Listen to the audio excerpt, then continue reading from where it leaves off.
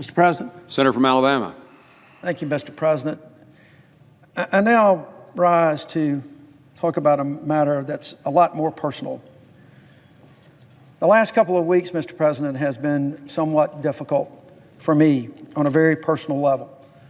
Not only have I been saddened that several colleagues who I admire so much will be leaving this body, but 2 weeks ago I lost a dear friend and trusted advisor, Giles Perkins of Birmingham, Alabama. I so appreciate the fact that the day after his death, when I just could not hold up and hold it together to do so myself, Senator Schumer noted his passing in floor remarks. Giles' family appreciates those remarks as well. But because he meant so much to his adopted state of Alabama, the Birmingham community, and the fact that he is the one who guided the effort to elect me to this office, it's only fitting that I honor his memory on the floor of the United States Senate. Giles was a former director of the Alabama Democratic Party and someone who worked for the last two Alabama Democratic governors. Originally from Texas, he came to Alabama after marrying the love of his life, Hillary Head, in the early 1990s. Together they have 3 children, Barton, Hugh, and Beverly. And for all that he did in life and all that he accomplished, which was quite a lot, Giles was first and foremost a husband and father, a family man whose greatest love and source of pride was his wife and children. When he arrived in Alabama, he immediately began to get involved in the community and in politics. He got involved in the Folsom campaign for governor, telling people that he simply wanted to make a difference. And over the next 25 years, he did just that. What a difference he did make.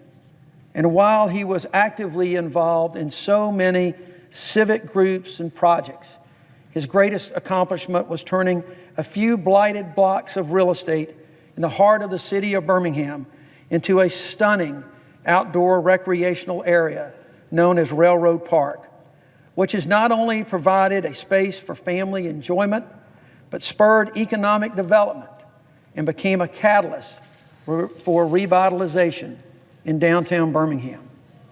Giles was an outstanding lawyer and community organizer, but he had politics in his blood, and he learned the ins and outs of the shark-infested waters of Alabama politics like no other. It was Giles who I first approached about running for a statewide office because I knew that he shared my frustration about the state of politics and government in the state of Alabama. And it was Giles and Doug Turner who sat me down to explain by running for the United States Senate, where my heart has always been, having worked here just out of law school, why it was important to run for that office, why, given my background as a United States attorney and as a lawyer known for civil rights work, why the special election would be so important. It was also Giles who brought in Joe Trippi, everyone else on my campaign team, and helped me staff my Senate office. But rather than calling him a political mentor, which just doesn't seem to capture all that he was, I often referred to him as Yoda, a political Jedi master, because of his vision and intuition for politics and how politics should translate into public service. And he was certainly a master in teaching those around him how they could be wise in the ways of the force of politics. His strategy for my campaign and my Senate office and tenure was molded out of a vision of how Alabama and the South can move beyond the issues that have divided us and how we can lead the nation in coming together and healing the partisan divide. Many think that my election was his greatest political achievement. But knowing him as I did, he would more likely say that it was not the election per se, but the reaction that the election gave to so many people in Alabama and around the country who simply said that it gave them hope. That hope for a better Alabama, for a better South, for a better America was his #1 priority. He was brilliant, philosophical, tenacious, stubborn, funny, and so straightforward that you thought he was sometimes just a little bit mean, a trait which you often have to have in order to have a successful campaign. The absolutely remarkable thing about Giles, though, is that he managed my campaign on a daily basis, on all of the calls and emails, at all of the meetings, knowing he was living on borrowed time. You see, Mr. President, at the time that we began that campaign, he was a 2-year survivor of pancreatic cancer, an aggressive form of cancer that takes no prisoners. Through it all, he suffered through a number of treatments, often texting or emailing out orders or streams of consciousness while being hooked up to chemotherapy. When asked why he was doing all of this under the strain and the pain of his cancer and his treatments, he matter-of-factly said, "Because I want to show my children what is important and how to live."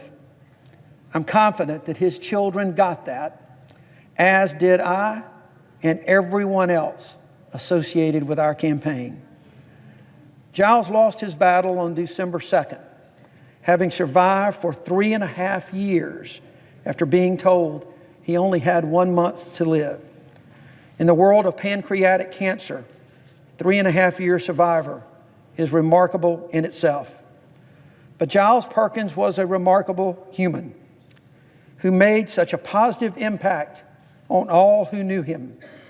As a friend recently wrote me, "It is because of unsung heroes such as Giles that democracy is sustained in America, and that we are grateful for his commitment and life's work to maintaining integrity in government." I know this, that when the history of Alabama and the politics of my state and the region is written, it will be Giles Perkins who will be credited for beginning a political change that will be felt for a long, long time. On a personal level, he will never leave my heart and soul.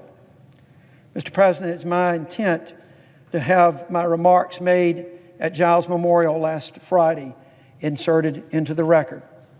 I thank the Senate for these personal moments. Without objection. And I yield the floor.